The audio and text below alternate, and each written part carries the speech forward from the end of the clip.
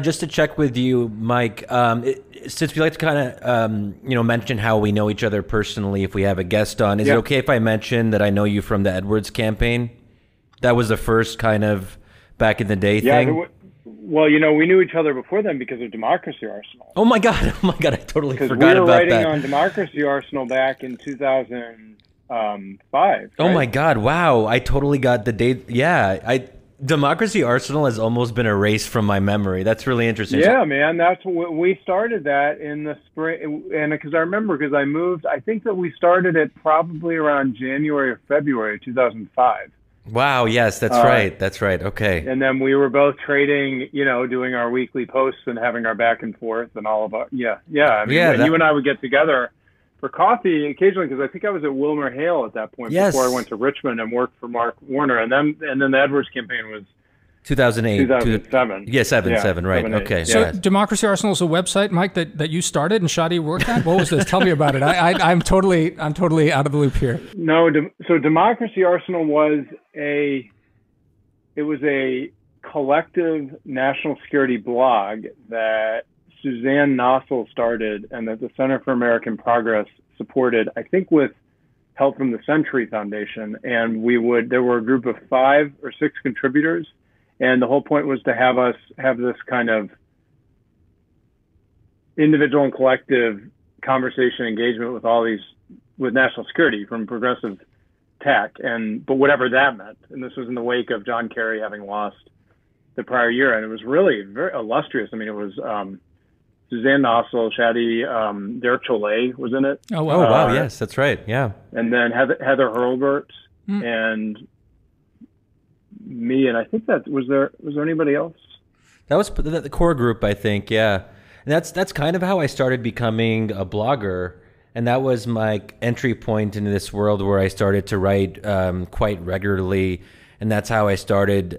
Through that, I got to know some of the folks in the so-called Juice Box Mafia, Ezra Klein, Matt Iglesias. I didn't know them well, but that was when everyone was kind of getting into that blogging space. So that was in some ways the golden age of blogging, and part of me misses that. But anyway, yeah. So we should first, Mike. Let me just say thanks so much for joining us on the podcast. And this is exciting. So just to tell our listeners, we have a special guest, Michael Signer, the former mayor of Charlottesville.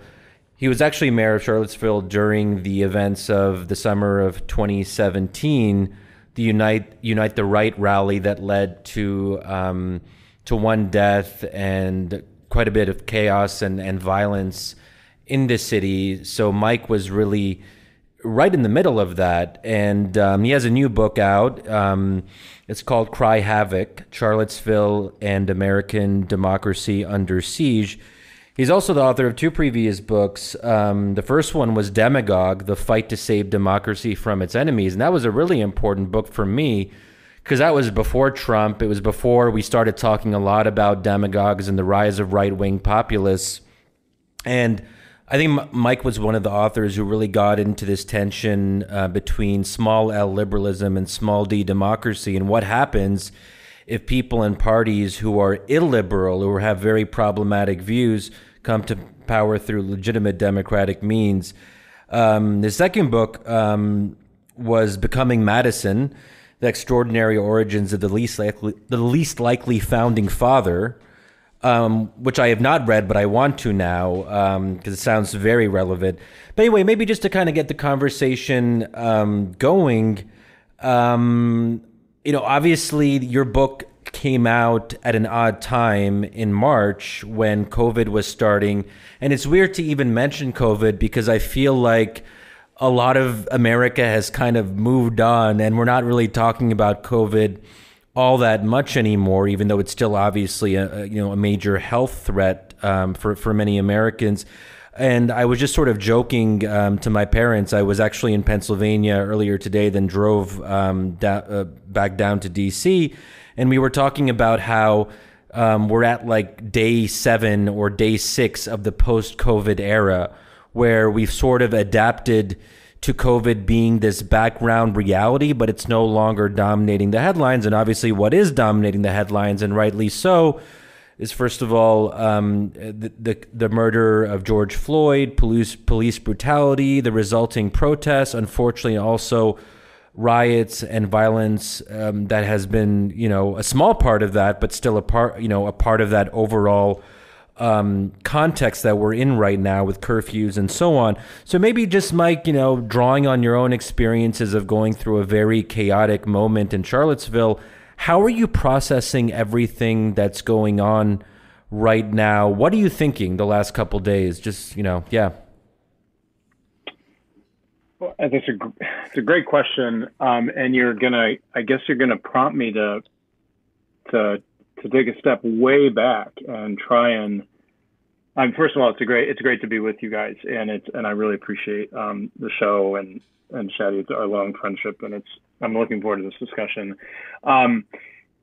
So you're making me realize that I do see these things as connected, and people have asked me about what's the title of the book about, Cry Havoc, which is it's a quote from Julius Caesar by Shakespeare, and it doesn't actually make a lot of sense taken literally because it's a battle cry, and there's not really the book isn't about anybody crying that's going into battle. It's more metaphorical. It's about crying about havoc, and the book is about havoc and we're in a time of havoc. In my experience from becoming mayor of a city that was really a microcosm for the country under Trumpism, where you had high tempers, distempers, the kind of passions roiling on across the political aisle. There's been very perceptive comments by like Peggy Noonan, who's warned us that Donald Trump is kind of trolling the whole country, and he has been since he started his campaign. And I'm a classically trained political theorist before I, with a doctorate, before I went to law school and decided I had to figure out a way to make a living, which was to be a practicing attorney and be involved in politics and government however I could. And so my mind during a lot of these things, and especially when I write about them, and sometimes when I've spoken about them from behind the dais, or when I've done commentary, really I go to this kind of challenge that we've always had since the very beginning of democracy, which is how do we channel the passions, especially in incredibly disruptive, angry times. And there can be sources of that anger or passion, and a lot of it can be highly legitimate or important or useful passion. But the founding fathers were fixated on this problem, which was how did you design a system that could allow people to feel such intense collective emotional experiences and form factions and break into factions, but still allow them to work together to solve problems and get things done, not tear the country apart. And the thing about this era that we're in is you have both somebody who is a demagogue classically, and I have written a lot about this. Demagogues like stirring up ungovernable passions and using it for political benefit and basically creating a state within the state that they alone control through that kind of connection. And that's what Trump has always been about since he got into this race for president. Very alarming. And then you have this combination, this incompetence, which is tied in with this flamethrowing, which is tied in with his political method. I just wrote a piece that came out in Time today talking about the similarities between Minneapolis and Charlottesville. And, I was saying that when he responds with incendiary actions and they seem like gaffes, they're not gaffes. They're a feature and not a bug of his politics, because what he is doing is he's trying to create this path through the Electoral College using white nationalism to stoke his base and to get votes. And I think that the reason that the COVID crisis was so uniquely enraging and frustrating was because there was a collapse in governance and just in caring about the details and the facts and the right policies, and almost, you could liken it to the hard work that goes into building an immune system. And because he's interested in a passionate demagogic politics, he didn't care about the expertise and the careful fact-based policy, wonky deliberative stuff that goes into the other side, the kind of boring, important side of deliberative democracy. And similarly with this, with what happened in Minneapolis, he's done exactly the opposite of what you would expect a president to do, which is to take a measured tone to try and calm the country down, to focus us on the reforms that we need. Instead, he has thrown fuel on the fire, and it's absolutely enraging. I mean, I think that he is directly responsible for, and I said it at the time, that it's all very similar to what happened in Charlottesville. I said when these rallies happened that the blame went to the doorstep of the White House, because he had thrown open the door to including white nationalists in his domestic political coalition, and he was stoking them very intentionally, just as he stoked public alarm about COVID and did the opposite from taking measured, fact-based kind of public health, public policies. And then he's done exactly the same after Minneapolis. So you're seeing a people deal with basically having it's like we're being manipulated to be as out of our minds as we possibly can for the electoral benefit of somebody who sees a path through the electoral college and through his base in these different states. And we're all being trolled, and it drives people crazy. And so anyway, that's how I see the connection between all of these different they seem to be isolated events, but they're actually connected very deeply. Yeah, and that's why, when I was reading your book, it felt to me eerily relevant. And coming, and I think that's why it's really important for folks who are interested to give this a read. And I thought it was excellent, and also easy to read. I went through it really quickly, and I enjoyed it, and I took a lot of notes. There's a number of fascinating parts. There's actually a lot that I hope we can touch on some of that. But one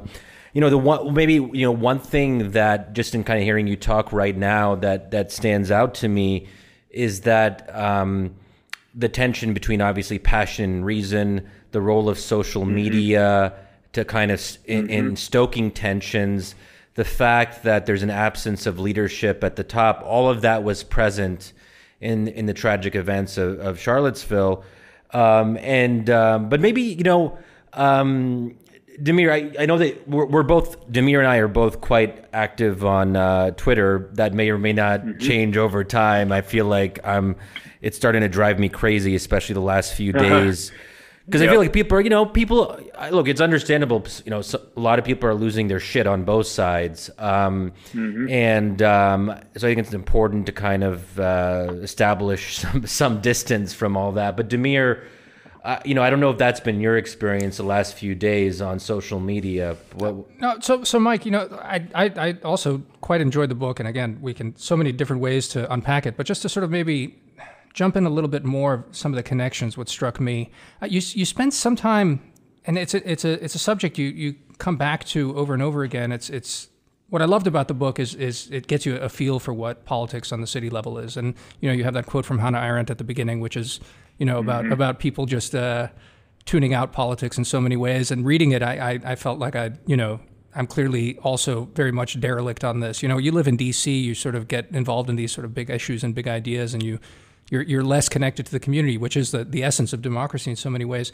But what struck me about, as you're describing a lot of this, I feel like it's already creeping in there. It's almost like symbolic warfare, right? You spent some time early on talking about the fact that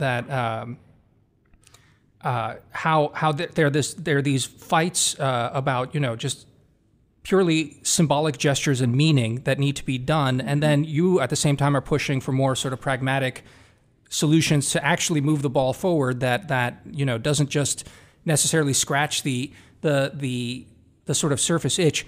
What struck me in the last few days, and again while reading your book as well, is this idea that and Trump is very much a big part of this. It's creating these large symbols that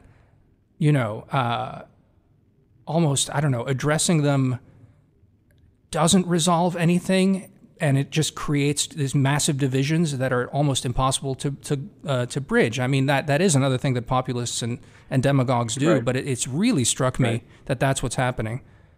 Right.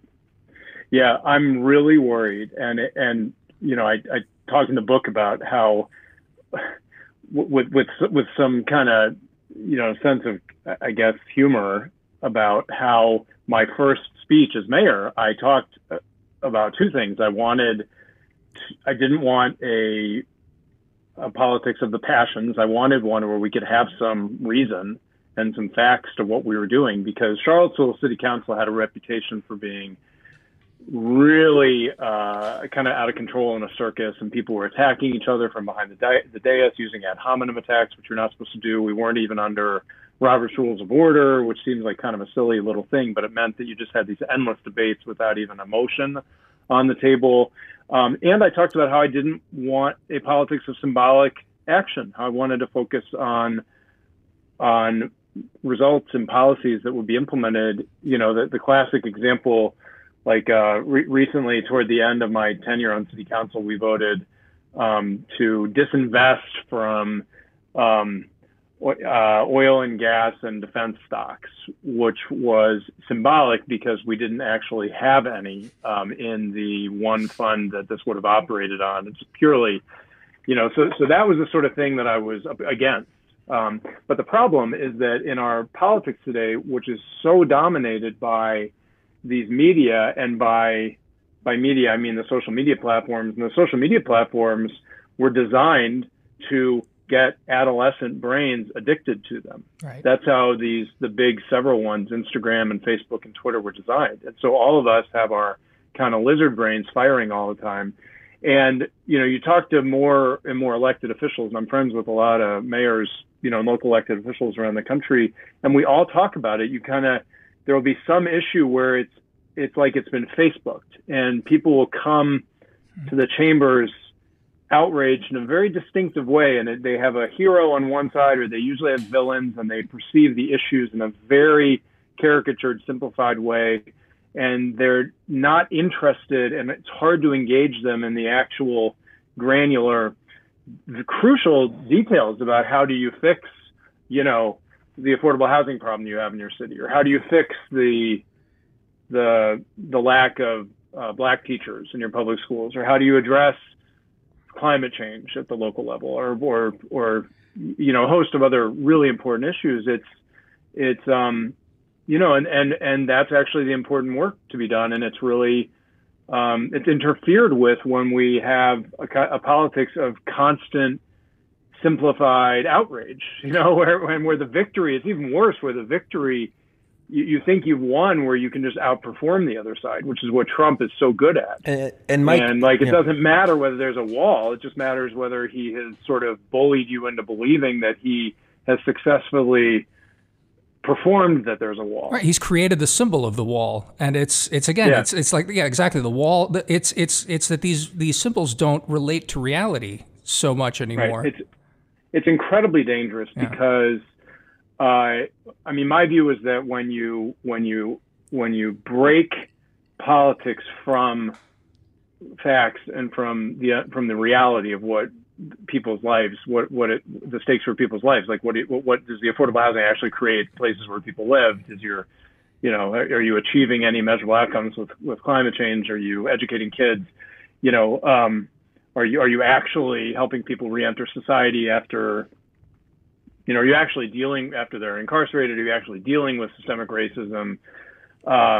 If you don't care about any of those other things, then the people who are winning in politics are just winning because they're performing. And then the performance just becomes about showmanship, and at the very worst, it becomes about might makes right. And that really is the absolute most dangerous thing that we could have, is that it becomes, it's like the comparison would be between a UFC match, or just like a gladiator match, where it's just whoever can bloody the other person the most with the crowd cheering, as opposed to a kind of competition with rules. Yeah, and Mike, I have to say that I felt kind of bad for you when I was reading about your tenure as mayor for some of these reasons. Yeah. Certainly the fact that social media intensified a lot of the attacks on you. But I have to confess, I mean, I don't actually know a lot about how local or city government works. And it's actually rare to read a book that opens you up to an entirely different universe. And I felt when I was reading about your city council meetings, and people might think, oh, city council meetings, those are boring and who cares? That there were parts of the book where I was in rapt attention, like, wow, totally. This is what city council meetings are like. And you go in a lot of detail, and I like that you did that.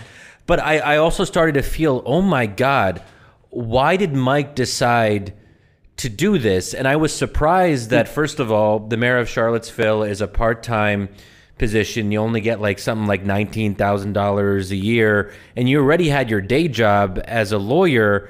And people are, and so you're at these city council meetings, and people are, accusing you of being a Mussolini in the making. They're calling you a tyrant, an authoritarian, a racist, anti-Semitic attacks. And I'm just like, wow, why is he, I'm just like, what is going on here? And I really like that you go into details about how Charlottesville, unlike, many other cities, has a weak mayor form of government. There's other other cities like South Bend, Indiana, which a lot of Americans are now familiar with because of our, I guess, our mutual friend, Mayor Pete, who, was a strong mayor and had quite a bit of executive authority in that regard. You didn't. So people would look up to you as the mayor and as the figurehead and as someone who sets the tone. But then you had to go back to them and be like, hey, you guys are pissed off, but I actually can't do anything about that because I'm a weak mayor. And it's actually the city manager. And I've never even heard of this term, the city manager, who's like a kind of mini, you correct me if I'm wrong, but he's kind of like a mini dictator. No, well, maybe that's not fair. He's a CEO.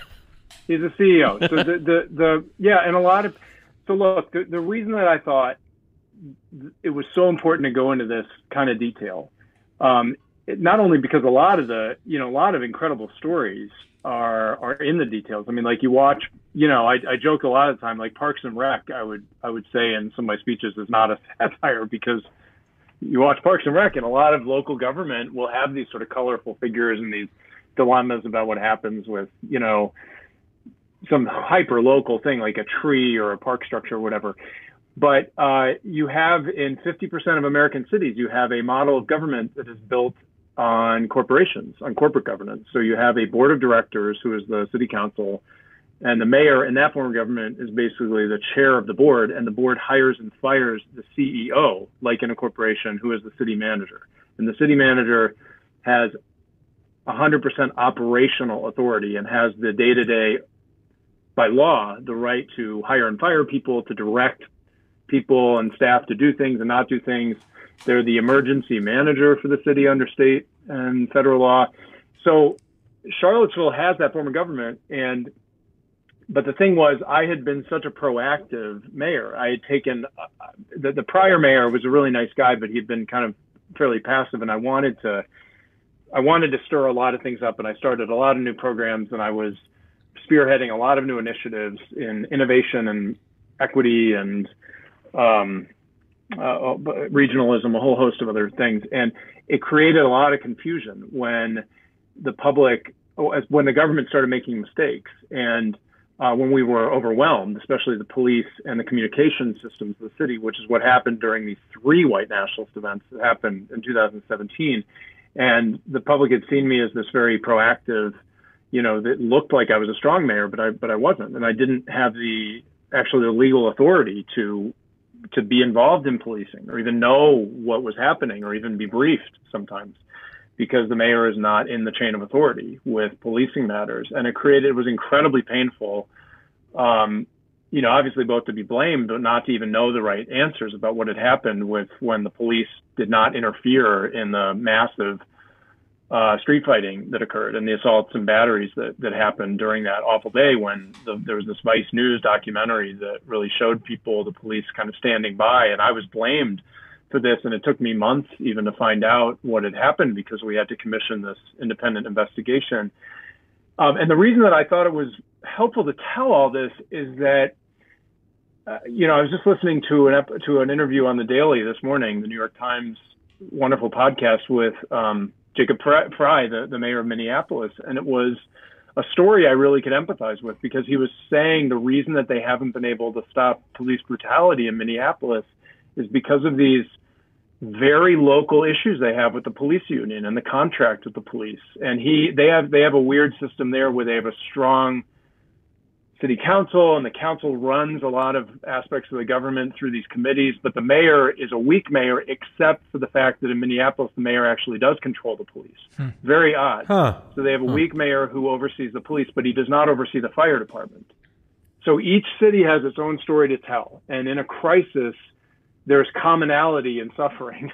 And he was saying in his interview this morning that even in the decisions over the last week, he's been faced repeatedly with a hard choice where there is no good option at all. It's just a choice among bad outcomes. And I wanted to, especially in this book where that's most kind of grievously the case, the Confederate statue decision was one, and I go into very painful detail about the public debate that we had about what to do about these two statues and how divided even the Black community was, the activist community, the recommendations we got from this Blue Ribbon Commission that we set up to keep these statues inside the city. And that totally changed. And I changed my position when the city was invaded by terrorists who were making these icons their rallying cry. And then somebody was killed. There's that story. There was the story about the First Amendment. A lot of people wanted me to do things that I was not capable of under Supreme Court law, which was to stop hate speech from happening in the city. Hate speech is absolutely protected if it's not connected to planned, imminent, unlawful acts. But it was so hard to explain that to people because they didn't want to hear it. I didn't want to say it, but they were the facts, and the law is incredibly clear. And I wanted to tell the story of what it's like having to, in a very pressured couple of years, repeatedly deliver hard truths that will make nobody happy and make decisions where there is no answer that feels good. There just isn't. And that's a lot of what government is, especially now, because people are so angry about so many things, and there's such a laser, and social media makes it so easy to take over a city council meeting, disrupt it, heckle people, for instance. Yeah. And I thought it was worth telling the whole painful story in all of its kind of gory detail, because I think that there's still learning to come from it. And I think this is what public service is now. And you asked me, why would anybody do this? It's not the first time I've been asked that in connection with this book. I have a whole answer about that. But I think, at the very, very least, this is what public service is now. And we need public service, because the alternative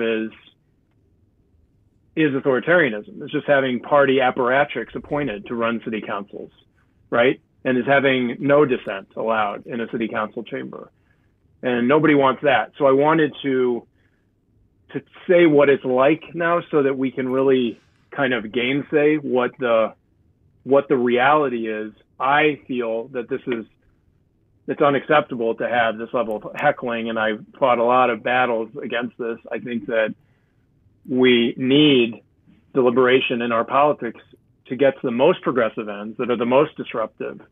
We need to be able to listen and to be able to use facts, and we need to fight back against this Trumpism in our politics, where it is only about symbols and it is only about might makes right. The stakes are incredibly high for progressive goals.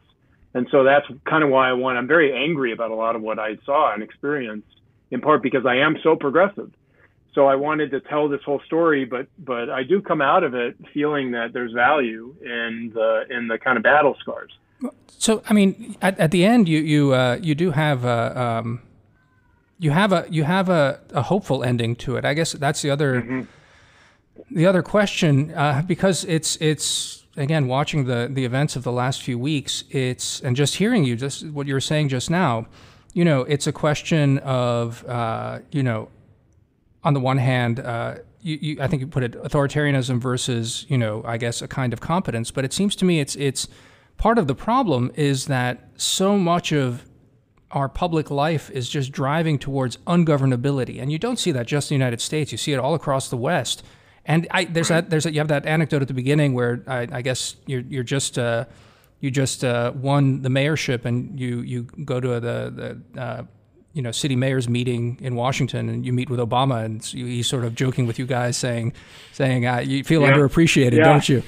But that's just a testament, right, to the fact that government moves slowly, that deliberative government needs to move slowly. And as you say, I mean, everything in our world right now is just not attuned to that. So, I mean, absolutely, Trump is a master at this, and he plays it. I mean, this thing that he did just now, what was it, 2 days ago, where he cleared the peaceful protesters in Lafayette Square and did that photo op. I mean, it's breathtaking symbol manipulation even just there to me. I mean, I watched that, and that's, it was at one stroke just making it impossible to occupy any sort of meaningful center, because anything like that is just inconceivable after something like that. And I think this is where our political discourse is now. So again, can you maybe think about or talk a little bit about the end of the book, your optimism, and can you reassess it a little bit, or talk about how can we, Shadi's really big on agonism in politics, and you talk about that as well, and maybe just let's just talk about that a little bit. But I should also note that as you probably know, like me and also Demir, I mean, we're generally somewhat pessimistic in how we view things. I have more of an idealistic streak than Demir does. He's kind of given up hope on the human race. Mike, you might remember from back in the day when we were debating and also working together on different things that, I've always believed in what America can do beyond its borders, supporting democracy, living up to our own ideals and all that. At the same time, when all these things keep on happening year in and year out, I think one thing that I've come to appreciate more and more in the interim since we talked last many years ago is that the darkness of human nature, that darkness can very easily come out, and that has to make us a little bit more humble and modest about what we can actually, accomplish in this world, in this imperfect, flawed world.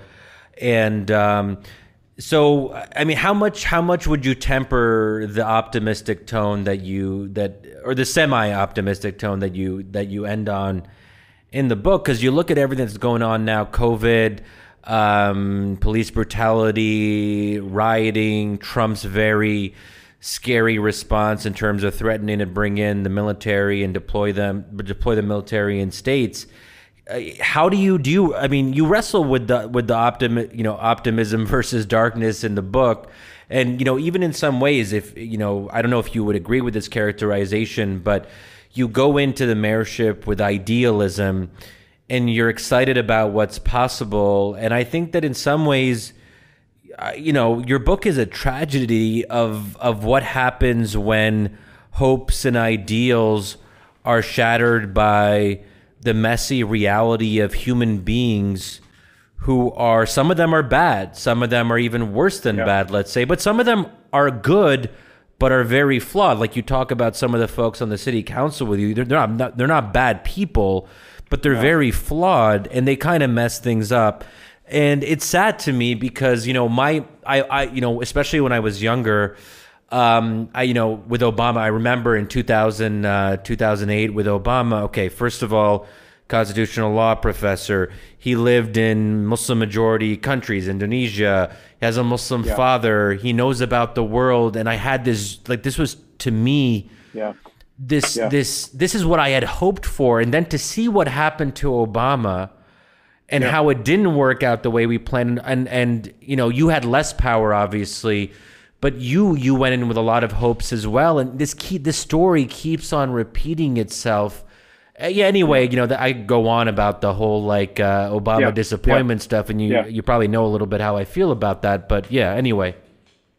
But you also believe, for having read some of what you've written, you believe that claims of democratic collapse are overstated. Yeah. Right. Yeah. So I think a lot. I mean, let me let me try to take your question at kind of the biggest, most macro level. I was having a debate actually one time with Tom Perriello, and we were talking, the former congressman from here who I helped on his campaign, and we were talking about how so much depends on one's answer on a very simple question, which is, do you believe that history moves in a straight line in terms of our progress, or do you believe that we are arcing upward? Whether you go back to, Kant or Hegel or whoever, any of these, encyclopedia names, I mean, it's a basic question. It's a theological question. It's a philosophical one. It's one, if you don't believe any of those things, it's like just a human nature one. Do you believe that the human condition is basically about the same as it's been for thousands of years, and it will be about the same in thousands of years from now in terms of progress, or do you believe that we are arcing upward and then we have the potential to arc upward, or do you believe that we're going downward, which a lot of people believe? And there are really different opinions on that. I mean, some people believe that, like the quantum of violence that people do to each other just changes forms and stays about the same. So, as much progress as we had in the 20th century, we still had both world wars, and we had unbelievable suffering. And then some people believe that the human condition is progressing. And I just have believed that the human condition is progressing. And I've had to look deep within myself, or is that does it have religious underpinnings? Is it a philosophical thing? Is it a evolutionary idea? And I think for me personally, it's all those things. I don't think it's metaphysical. It's not, what Hegel was writing about, where he talks about like a universal spirit that literally is like something up in the clouds that's pulling us upward. But so when I think about, am I optimistic about the agonistic, the conflict, the way that conflict generates progress, which is the argument of the book, I look at American history and I see these missteps and these self-defeating things that have come from within, like Jim Crow laws or McCarthyism.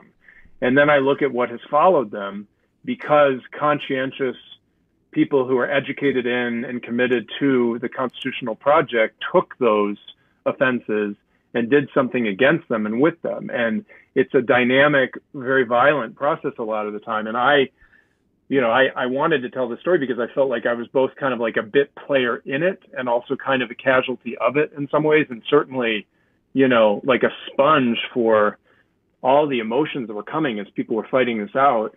But I believe that, that this, this flowering of violent white nationalism, not just Charlottesville, but like the Tree of Life murders and El Paso, that they are going to give birth to and become something else as an educated country that cares about constitutionalism, absorbs them, and reacts against them. And I believe that about Donald Trump. I think that when you have a demagogue in an educated, committed constitutional country, they're an incredible test to the country. And where the open question is, in my whole take on all this, and I'm very, very, the book is a lot about this question, is it's not a foregone conclusion, though. Like, we could start tilting toward authoritarianism if people like us, if anybody, citizens, don't take matters into their hands as citizens, which means resisting and getting engaged and running for office and advocating and pressuring and legislating and suing and prosecuting and journalists writing the right stories and philanthropists funding the right organizations. And it's a battle. I think that, if I draw way back, I think that this battle against Trump, like right now, what's happened even in the last 48 hours with this egregious, horrific thing that he did with using tear gas and these private security forces they apparently have hired in Washington, who don't even have insignia and badges that they're cobbling together. It is like the worst thing you could think of from the textbook of demagogues in history. But then James Mattis just came out today, his former defense secretary, like, as right before I got on this interview with you guys.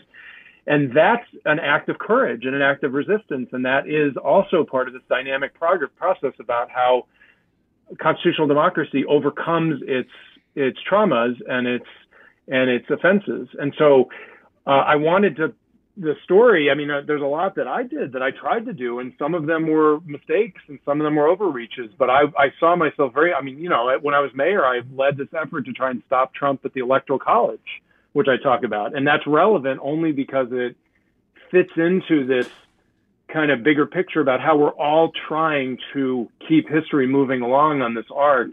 And when you have anti-democratic forces that are surfacing in a distempered age, it is going to require hammers and tongs and everything but the kitchen sink and a lot of missteps and a lot of mistakes.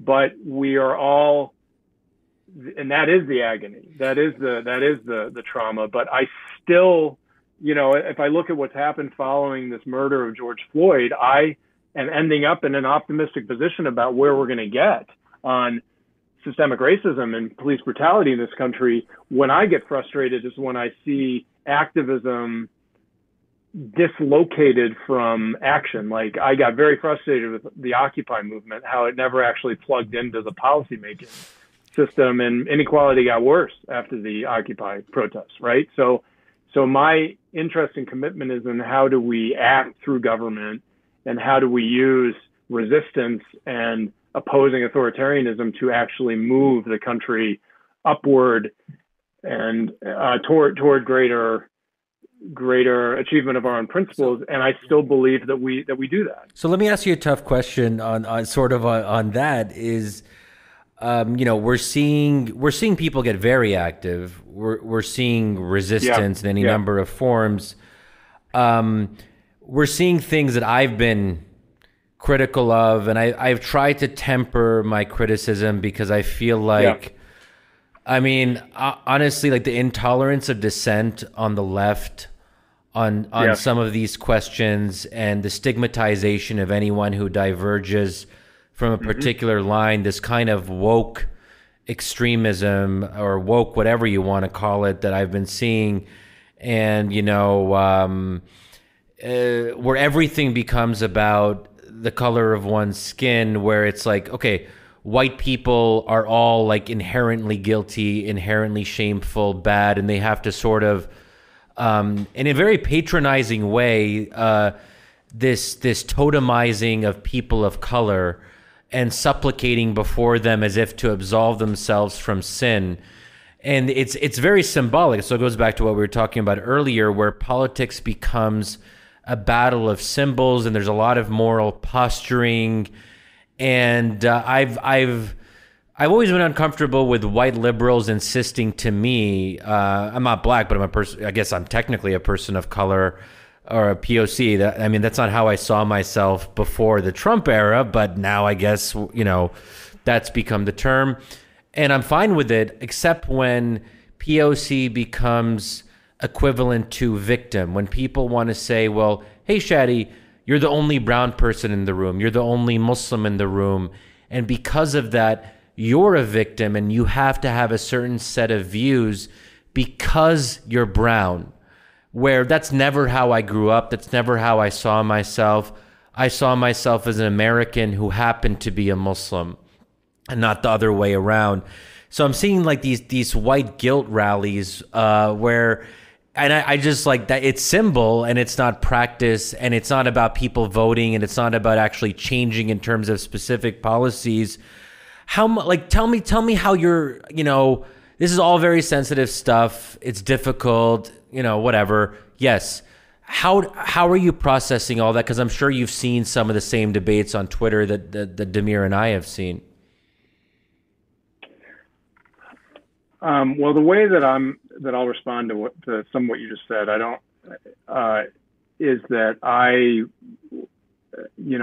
tell some very specific raw stories about dealing with the absolutism and the intolerance that came from the left, as well as obviously from the right. I mean, I was, subjected to like blistering intimidation attempts and a lot of anti-Semitism from the right as a Jewish elected official, but there was a lot that I thought was totally unreasonable and ad hominem and bullying and intolerant from the left, and it was really rough. And I, especially when it was aimed at shutting down debate and shutting down and stopping and kind of invalidating any opinion. And it was very interesting. Like I go into the book into some very specific times when Black elected officials that we had would confront white liberals who were in crowds and challenge them, kind of on very similar grounds to what you just said, which is, there was one time when Councilor Bellamy did this. There was another time when Mayor Nakia Walker did it.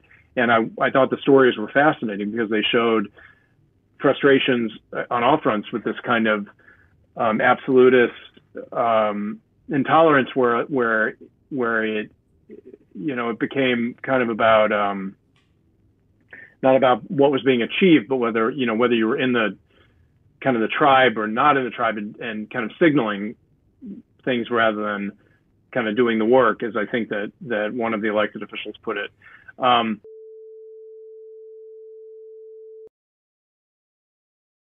Okay. So go ahead, Shadi. Yeah, it's fine. Okay. And you can hear me, Mike, now? I'm clear? Yeah, so I was like in the middle of this probably long-winded answer to... I think you cut out we caught the first part of that, so maybe we'll probably have to edit out that Or just ask me again and I'll try. I'm trying to remember what we asked you. It was about liberal intolerance and woke. Oh yeah, we caught quite a bit of that. So I think okay. What Dimir, do you remember what the last thing was? I don't, because I got a panic attack after this started. This started freaking out here. And people probably caught the first part of that. So I'm curious, maybe just to kind of continue that, and maybe you had some of this on your mind in the part that we missed, but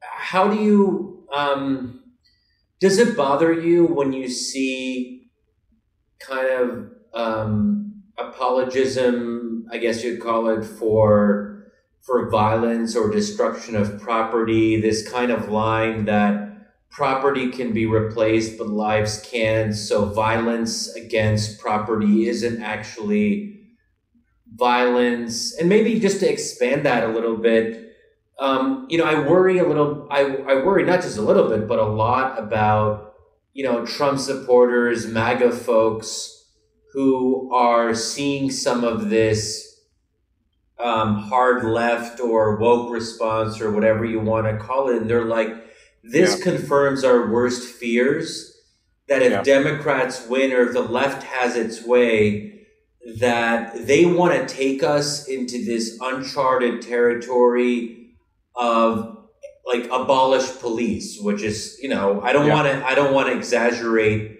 how big a part of the discourse that is, but there are people who say those things. Some of them are prominent in the kind of intersectional space.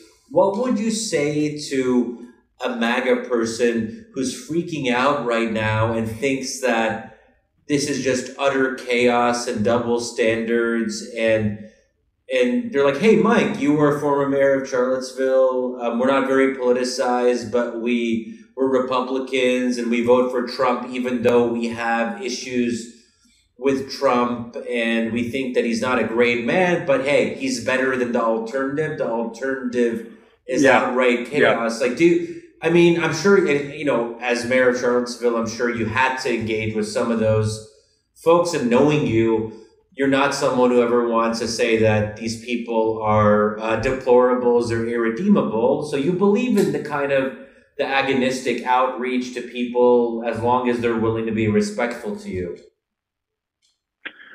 Well, this is why I spent a lot of time in the book talking about what it was like fighting for just the basic precepts of orderly debate in city council proceedings. Because to me, it was the tip of this much bigger iceberg, which is, are we going to devolve into a might makes right country where these commitments we have to being able to, be competitors in a system with kind of rules of the road are just going to be jettisoned, which is what somebody like Trump believes. But this is why, of course, I mean, I'm hugely committed to the rule of law and totally against rioting and property crimes. And I don't, just like I thought heckling and disrupting somebody who's speaking from the dais was, I mean, it's a tiny, small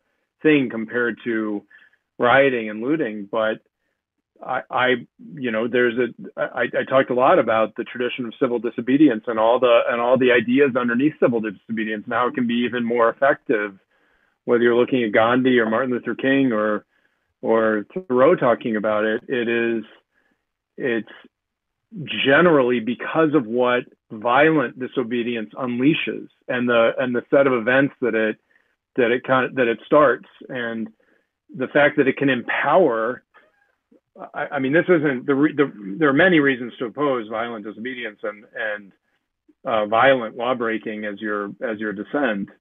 Many. I mean, not just the law itself or whatever or who's harmed, but it can set into motion a chain of consequences that are the worst outcome if you're for your aims. So Richard Nixon was elected in 1968. That was the worst outcome that you could have had after that year of protests, right?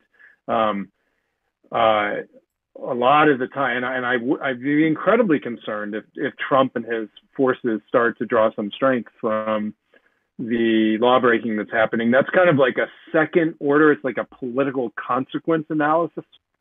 I just, as a lawyer and a constitutional thinker and somebody who's been in office, I just oppose lawbreaking. I think that you should advocate for your change through civil disobedience. And we got into, there's a whole, I mean, the book is like, tells the very gory kind of gray area story about just dealing with what's called direct action.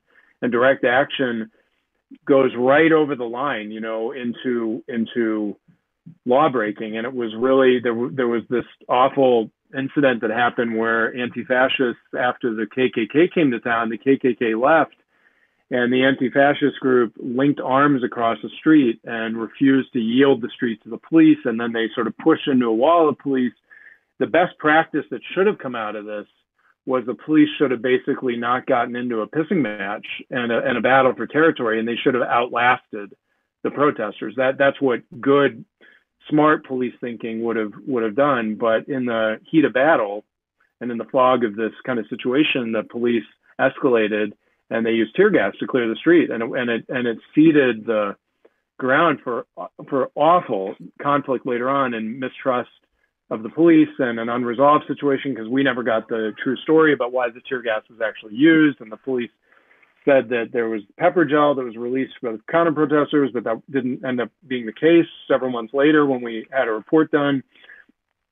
So I think that violent, unlawful action, both it's wrong because it's unlawful, but it also often will backfire and won't effect the changes that the activists are looking for with it. And I oppose it on all grounds. And I feel the same way right now about looting. I don't have any, I totally oppose that as a response to the police brutality and what's happened. And I think that you're more likely to have dramatic change. Like I was tweeting today, these pretty significant federal reforms that the Leadership Conference on Civil Rights we're putting out.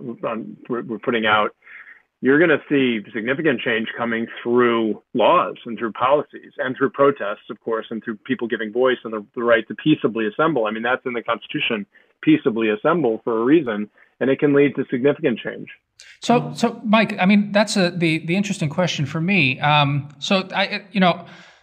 just from earlier on, what Shadi was saying, I think the other thing that makes me and Shadi sort of on the same page is that we're not actually pessimistic about America and the ability for these things to happen. Yeah. I mean, I think your book is actually quite resonant for both of us in that sense, that there is something about this country that it somehow manages to get through even these toughest times. Yeah. I guess the thing that was interesting even in your last answer here, and that I'd like to push you on a bit more. And that's the question of well, what kind of reforms? On the one hand, just what you said now, you seem to be pretty optimistic that the street actions by Black Lives Matter, which is an internet phenomenon, it's an internet organized, very broad-based, led and organized, but pretty also diffuse group that works through in the internet, which involves a lot of symbols and a lot of, mobilizing people through these sorts of things, that will be effectively harnessed into lawmaking and reforms. I mean, that's heartening to hear. The question, I guess, that I'd ask you is, I guess my concern, let me put it this way and get your reaction. My concern is that maybe what how you in the book you reintroduce Robert's rules of order to sort of make government work better. I wonder if we need to be thinking more profoundly about what government has to look like in this age. Is it possible that the modes and the ways that we deliberate aren't quite right, or maybe a different way to put it, maybe a little bit more nerdy political science-y in the sense that one of the big pressures of technology is direct democracy, and we're wired to be a representative democracy. How do you parse that? How do you harness this? What is really direct democracy, which is the internet and all of this stuff, and direct democracy is not deliberative. How do we adapt to be more direct, or do we think of ways to adapt representative democracy into this new reality? Yeah.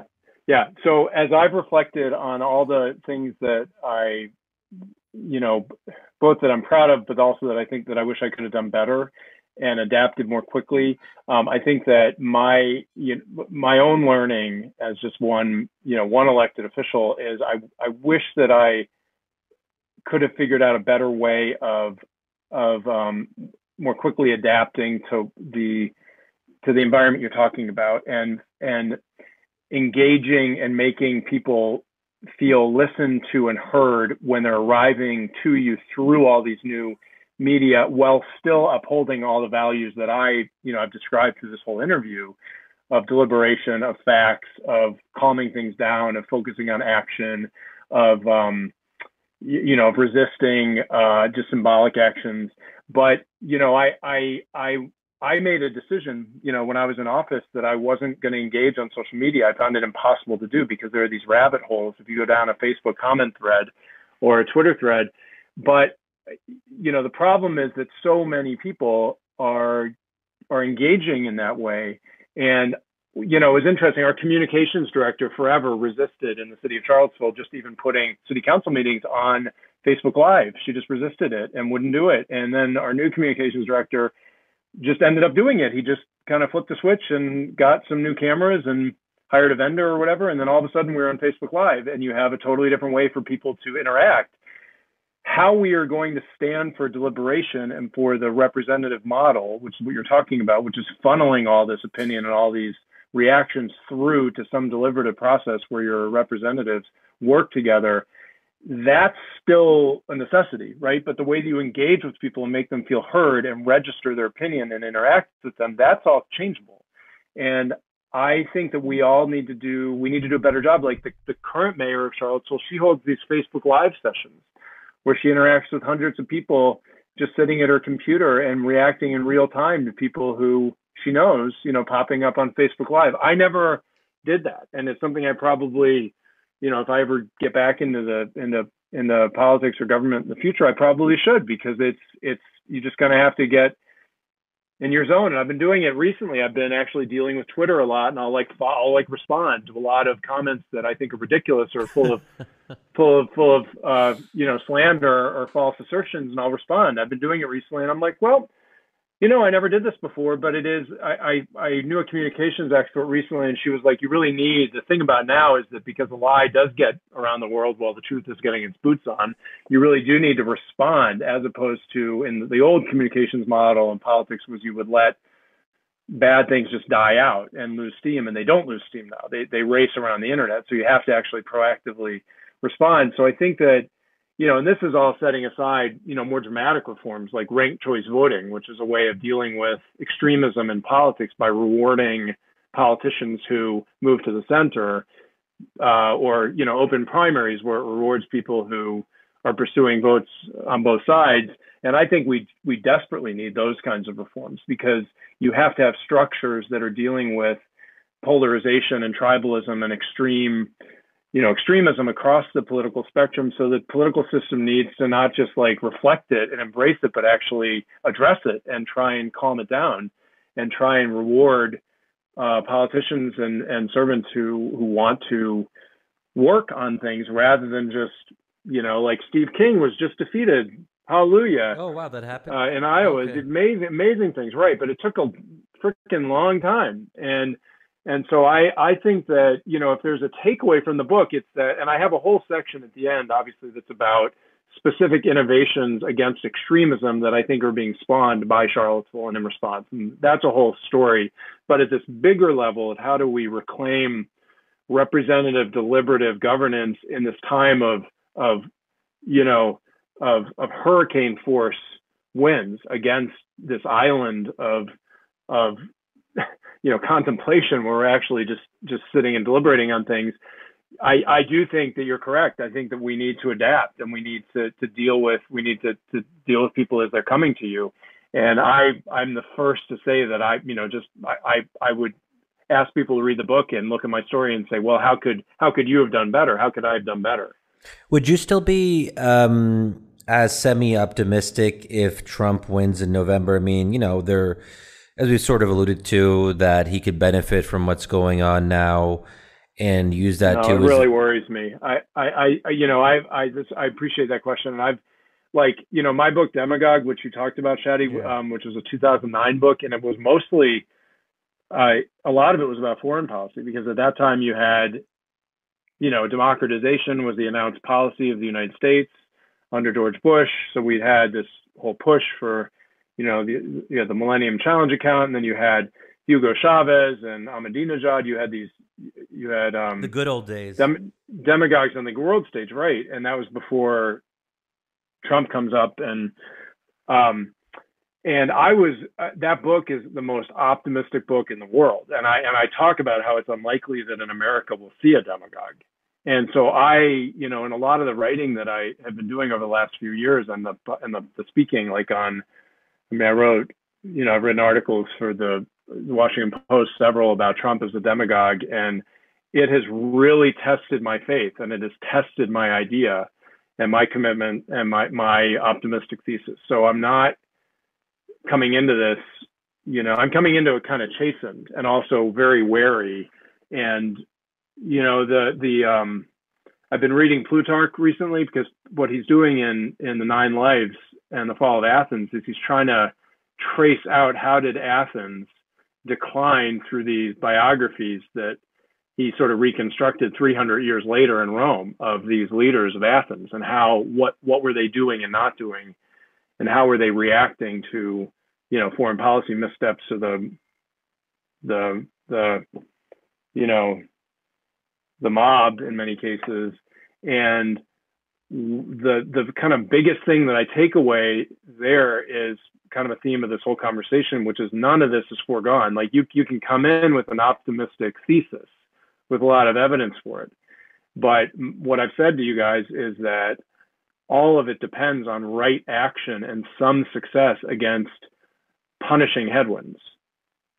And that's I still believe that. And I think what's fascinating about demagogues is they really do represent the kind of devil in the system of democracy, and they are within us. And so they test you. They are a test. They're a test just like our own inner demons are.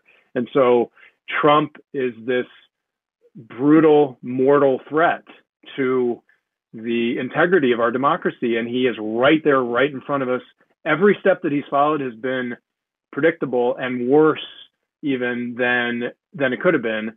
Just like creating a private army just the last couple of days and doing this horrific thing with the tear gas. And so the fight is very real, and it requires, and it's going to be very costly. And there's already a lot of people who have been injured in this fight, but the fight is worth the fighting for. And the outcome is still very much within our grasp, I believe. But that doesn't, if he wins re-election, my faith will be deeply shaken. Yeah, that to me is the biggest test. November 8th, if Trump wins. Oh 100%. boy. Oh boy. 100%. I don't even like the thought of even dealing with what our country is going to look like if that happens. And I think quite literally people 100%. A lot of people will give up faith in the democratic idea, because it's like, fine, he wins the first time and that was a pretty close call, whatever. He became an increasingly bad president and a scary president towards the end, and COVID and everything, and threats about the military. And then he wins a second time. I mean, I don't know how people are going to process that. I'm a big proponent of respecting democratic outcomes, even if they're terrible, but not everyone, prioritizes that. Anyway, but I mean, we're getting closer to the end of our time. That was a very serious note, obviously, and a pessimistic one. Yeah. Just to kind of lighten it up a little bit. I'm just, hearing you talk, Mike, and, reading your book and all that, I'm thinking to myself, hey, I think Mike should run for higher office. Literally my question too. What's next, Mike? We were so basically both Demir and I, we've been thinking, what should Mike run for? No, serious joke. I mean, serious questions. Are you thinking of getting back in the game? So my honest answer is I'm not right now. This book is part of the process of how do I literally process what I did, what I tried to do, what this experience was. I mean, it was about as intense as an experience in elective office, I think, can be. And I'm in this Aspen Institute fellowship program called the Rodell Fellows, where there's 12 Democrats and 12 Republicans, and you spend this year and a half together. And it's a really extraordinary group of people. And there's been several people ran for president this last time who were alumni of this program, Kamala Harris and Pete Buttigieg. And so I have this cohort of people who are in office and some who are out of office now. And we kind of work these questions around privately with each other about where and how do you want to make the most difference and have the most impact. And so I've now, tried my hand at this one office and been a mayor and have a lot of life experience. And I hope some really good impacts. And I talk a lot about things I'm very proud of in the book.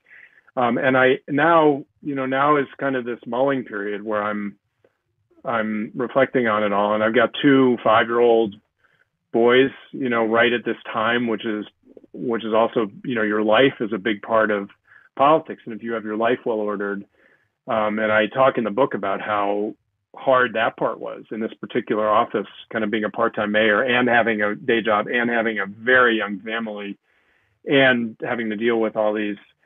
So I think challenges. So the book talks a lot about wisdom as kind of the end path. I go into the book of Proverbs, and as I had my own hardest private moments grappling with what it was like making mistakes and bearing all this responsibility and dealing with these kind of impossible questions, having so many people so angry at me, at the situation.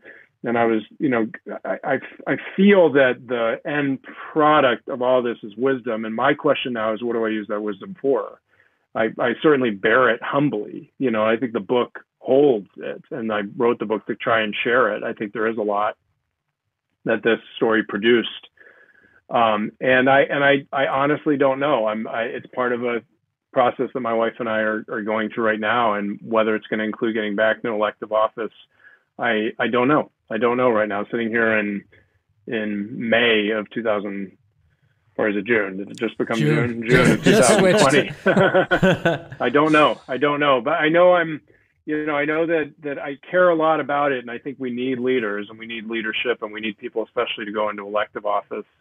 But as for what I'm going to do, I honestly don't know. Well, listen, Mike, I mean, I think that you have our vote. I don't know if we'll be able to vote for whatever office you're running for. Thank you. But, I'm curious, though, like being in Charlottesville now as the former mayor, I mean, you're sort of in a way the Barack Obama of Charlottesville, in a way, if I can put it that way. You're like a mini celebrity because it's like a somewhat intimate, college town or whatever. I mean, when you're walking around going to the coffee shop, do people just like, I'm sure it's very friendly and very casual where they'll, hey, hi, former mayor, or hi, Mr. I don't know what they call you. All the time. All the time. I mean, it's so I was sitting doing an interview actually with a reporter about this book, and this guy who works at the coffee shop was sort of waiting very politely. And he came up, and I'd seen him before, but I didn't know him. And he kind of interrupted. He said, "I just want to thank you for everything you did." And he said, "I know you were put through a lot, and I watched other people shouting you, but I felt like you always were trying." And I was like, I said to the reporter, I was like, honestly, that was not staged. Like I didn't know this guy. And it's such a small city with it's 50,000 people, and with such a core. You have a very it's the opposite of centrifugal. Like people, there's really a center in Charlottesville, and people, it's the neighborhoods, the downtown mall, and the hearts of the neighborhoods. And so you always feel like you're kind of headed, there are a lot of places to see people, and yeah, a lot of the time it got to the point where I had this sort of monthly lunch with a friend of mine where we had to not sit in public because so many people would come up or pull me away that you just I couldn't sit with them. You couldn't have a sustained conversation. And now the kind of the spotlight is off of me. There's still a lot of that. There's a lot of that, but it's calmer and it's quieter, and people have the chance to come up and say things that they were thinking and have reflected on. And so it's actually been really nice. Fascinating. Yeah. Well, listen, Mike, it's really been great to have you. And I really, we have loyal listeners, and I would really highly recommend for them to buy this book on Amazon, IndieBound, wherever the cool kids are buying their books now. If you don't like buying books, rent it from your local library whenever they open. I guess they probably should soon. It's funny, Demir, my mom's been angry about the local library in Wayne, Pennsylvania. And she's like, wait a second. We can reopen outdoor cafes, but the library is still closed. What's going on here? You don't agree with your mom. On this, I do. I mean, people got to check out. I was going to say rent books, but I realized that's not the right term.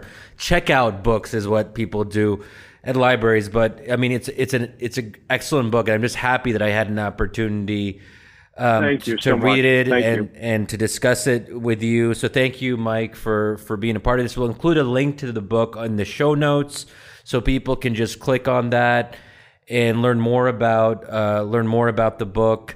And hope, Mike, that we stay in touch, and at some point in post-COVID or post-COVID times that actually I see you and we get a chance to hang out again. Moreover, Mike, we usually try and record this live. This COVID nonsense has ruined things. The whole idea is that we sit here in my living room and just sort of hang out. So it's been great. Really a pleasure meeting you like this, but hopefully next time you can be on the couch here with us. Oh, that would be great. I would love that. Wonderful. Okay, Mike. All right. Talk to you soon. Thank you, guys. Okay. I really appreciate it. Take care. Bye-bye. Stay healthy.